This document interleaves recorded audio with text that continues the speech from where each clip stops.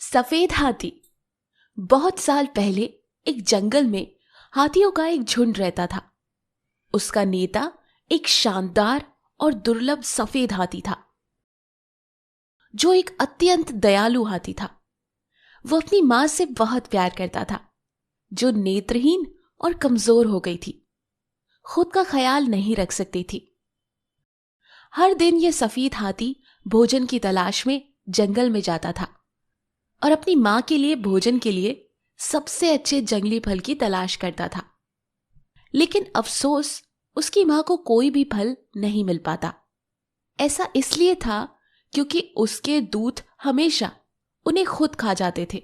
प्रत्येक रात वह घर लौटता था तो यह सुनकर आश्चर्यचकित रह जाता था कि उसकी मां पूरे दिन भूखी रहती थी।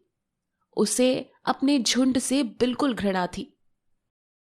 फिर एक दिन उसने उन सभी को पीछे छोड़ने का फैसला किया और रात के बीच में अपनी प्यारी मां के साथ गायब हो गया। वह उसे एक खूबसूरत झील के पास एक गुफा में रहने के लिए एक सुंदर जगह ले गया, जो कि भव्य गुलाबी कमलों द्वारा कवर किया गया था। एक दिन अचानक उसी जगह पर सफेद हाथी को रोने की आवाज सुनाई दी। बनारस के एक वनपाल ने जंगल में अपना रास्ता खो दिया था और बिल्कुल भयभीत था। वो रिश्तेदारों से मिलने के लिए इलाके में आया था और उन्हें अपना रास्ता अब याद नहीं रह रहा था।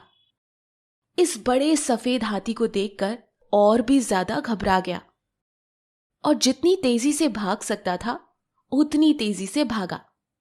हाथी ने उसका पीछा किया और उससे कहा कि वो डरे नहीं, क्योंकि वह उसकी मदद करना चाहता था। उसने वनपाल से पूछा कि वह इतना फूट फूट के क्यों रो रहा है। वनपाल ने जवाब दिया कि वो पिछले 7 दिनों से जंगल में घूम रहा था और उसे अपना रास्ता नहीं मिल रहा था। हाथी ने उसे यह कहकर कि वो चिंता ना करे, क्योंकि वो इस जंगल में हर एक इंच को जानता है और उसे सुरक्षित अपनी जगह पर छोड़ आएगा। फिर हाथी ने उसे अपनी पीठ पर उठाकर जंगल के किनारे ले गया, जहां से वनपाल अपने मार्ग पर वापस अपने घर लौट गया। शहर पहुंचने पर उन्होंने सुना कि राजा बहादुर सिंह का अपना हाथी मर चुका था और राजा को एक नए हाथी की तलाश थी। हाथी सबसे अद्भुत और अलग होना चाहिए। कोई भी व्यक्ति अगर ऐसे किसी हाथी को जानता है तो तुरंत आकर सूचना दे। ये खबर सुनकर वनपाल बहुत उत्साहित हो गया और तुरंत राजा के पास गया और उसे सफेद हाथी के बारे में बताया, जिससे वो जंगल में मिला था। राजा हाथी की खूबसूरती के बारे में सुनकर लालची हो गया। उसने तुरंत ही अपने सैनिकों को ये आदेश दिया कि तुरंत से तुरंत वनपाल को साथ लेकर जाएं और हाथी हमारे राज्य में लाएं। कई दिनों तक यात्रा करने के बाद समूह झील तक पहुंचा, जहां वो हाथी निवास करता था। वो धीरे धीरे झील के किनारे पर पहुंच गए और झाड़ियों के पीछे छिप गए। सफेद हाथी अपनी मां के लिए भोजन कमल के अंकुर इकट्ठा कर रहा था और वो मनुष्य की उपस्थिति महसूस कर सकता था। जब उसने ऊपर देखा तो उसने वनपाल को देखा और महसूस किया कि वो ही है जो राजा के लोगों को उसके पास लेकर आया था। वह निष्ठा से बहुत परेशान था, लेकिन उसने फैसला किया कि अगर उसने संघर्ष किया तो बहुत से लोग मारे जाएंगे और वह सिर्फ किसी को चोट नहीं पहुंचाना चाहता था।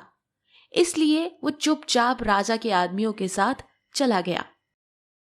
उस रात सफेद हाथी घर नहीं लौटा तो उसकी मां बहुत परेशान हुई। उसने बाहर बाकी हाथियों को बात करते हुए सुन लिया था कि शायद राजा के लोग उसके बेटे को उठाकर ले गए हैं। वो डरी हुई थी। राजा युद्ध में उसकी सवारी करेगा और उसका बेटा निश्चित रूप से मारा जाएगा। वो इस बात से चिंतित थी कि उसकी देखभाल करने वाला अब कोई नहीं होगा, क्योंकि वो देख नहीं सकती थी। वो बस लेट गई और फूट फूट कर रोने लगी। इसी बीच उसके बेटे को बनारस के खूबसूरत शहर ले जाया गया, जहां उसका भव्य स्वागत किया गया। पूरे शहर को सजाया गया था। राज्य के लोगों ने अपने नए राज्य हाथी के लिए दावत रखी थी, लेकिन हाथी ने उस दावत से एक भी निवाला छूने से इनकार कर दिया था। हाथी किसी भी तरीके की प्रक्रिया नहीं दे रहा था। वो ना तो फूलों को लेकर उत्साहित था और ना ही इतने सम्मान को। उसने खाने का भी एक भी निवाला नहीं लिया था। वो दुखी होकर बस एक कोने में बैठा हुआ था। राजा के लोग ये सब देखकर तुरंत राजा के पास इसकी शिकायत करने चले गए, क्योंकि वो डर गए थे कि हाथी बिना किसी भोजन या पानी के मर जाएगा। वो बस अपनी मां से मिलना चाहता था। तो राजा ने पूछा कि उसकी मां कहाँ है। हाथी ने जवाब दिया कि वो जंगल के पर्वत पे है और वो अंधी है, जिसके कारण ना तो वो खुद खाना खा सकती है और ना अपना ख्याल रख सकती है। उसे डर है कि वो मर जाएगी। हाथी की कहानी सुनकर दयालु राजा का दिल छू गया और उसने हाथी को अपनी अंधी बूढ़ी मां के पास लौटने और उसकी देखभाल करने के लिए कहा। राजा ने उस हाथी को मुक्त कर दिया। प्रसन्न हाथी तेजी से भागता हुआ घर चला गया और उसे ये जानकर राहत मिली कि उसकी मां अभी भी जीवित थी। हाथी ने तुरंत अपनी सूंड से पानी भरा और अपनी बीमार मां के ऊपर डाल दिया। मां ने सोचा कि बारिश हो रही है। वो बेचारी और डर गई कि बुरी आत्मा अब उसे नुकसान पहुंचाएगी। सफेद हाथी धीरे से अपनी मां के पास गया और झुककर उसे प्यार से सहलाया। मां ने तुरंत अपने बेटे का स्पर्श पहचान लिया। वो बहुत खुश हुई। मां ने जब पूरी कहानी सुनी तो वो बहुत खुश हुई और राजा को खूब आशीर्वाद और दुआएं दी। उसके बाद सफेद हाथी ने अपनी मां का खूब ख्याल रखा और दोनों खुशी खुशी हमेशा साथ रहे। इस कहानी से हमें ये शिक्षा मिलती है, हमेशा अपने माँ बाप से प्रेम करना चाहिए और उनकी देखभाल करनी चाहिए और हमेशा दूसरों की भावनाओं का सम्मान करना चाहिए। घमंडी हिरन। काफी समय पहले की बात है। एक हिरन थी जो जंगल में रहती थी। सभी हिरनों की तरह वो घास खाती थी। जिस जंगल में वो रहते थे वो जंगल काफी रसीला और हरी भरी घासों से भरा हुआ था। हिरनी कभी भूखी नहीं रहती थी और अपने जीवन में काफी खुश थी, क्योंकि उसके पास 12 सिंह जो थे, जो उसे बहुत प्रिय थे। देखो तो जरा, मेरे 12 सिंह कितने खूबसूरत लगते हैं। जब भी कोई जानवर उसका शिकार करने की कोशिश करता तो वो सींग उसकी मदद करते थे। उसको अपने सींगों की वजह से अपने ऊपर बड़ा घमंड होने लगा था। ये जो मेरे सींग है ना, यही मेरी असली शान है। देखो तो कितने अच्छे दिखते हैं और दुश्मनों से भी मुझे मेरे सींग ही बचाते हैं। मेरे जैसे सींग किसी के पास नहीं है। एक दिन वो नदी किनारे पानी पीने जाती है। पानी में उसको साफ साफ अपनी परछाई दिखाई देती है। वो अपने सींगों को देखकर काफी खुश होती है। आह, देखो मेरे सींग कैसे मेरी शान बने हैं। भगवान, तुमने बहुत अच्छा किया जो मुझे इतने खूबसूरत सींग दिए।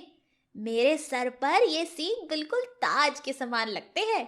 मैं तो रानी के जैसी दिखती हूँ। ये सींग ना होते तो मैं इतनी खूबसूरत ना दिखती। वहीं दूसरी ओर जब उसने अपने पैरों को देखा तो वो सोच में पड़ गई। ओहो, भगवान, आपने मुझे इतने सुंदर सींग दिए, उसके लिए बहुत बहुत शुक्रिया। लेकिन इतने भद्दे पैर, तुम अगर ये पैर मुझे नहीं देते तो तुम्हारा क्या चला जाता। पैरों की वजह से मैं थोड़ा शर्म महसूस कर रही हूँ। काश मेरे सींग की तरह पैर भी ठीक ठाक होते। ओफो। कुछ देर वहीं रुकने के बाद और अपने सींगों पर घमंड करने के बाद हिरन वहां से पानी पीकर निकल ली। तभी वहां एक शिकारी और शिकार करने वाले कुत्तों की आवाज सुनाई देती है।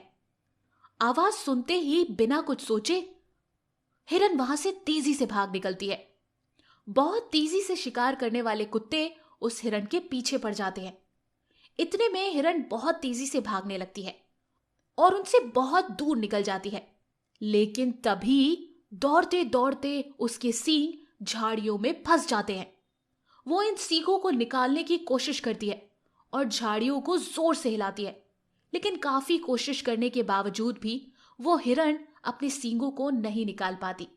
वहां खड़े खड़े उसे अफसोस होता है और उसे अपनी बात याद आती है। आज मैं अपने इन सींगों की वजह से फंस गई। शायद आज मेरी जिंदगी का आखिरी दिन है। मैं कितना गलत सोचती थी। ये सींग जिन पर मैं इतना घमंड करती थी, आज इन्हीं की वजह से मेरी जिंदगी खत्म होने वाली है।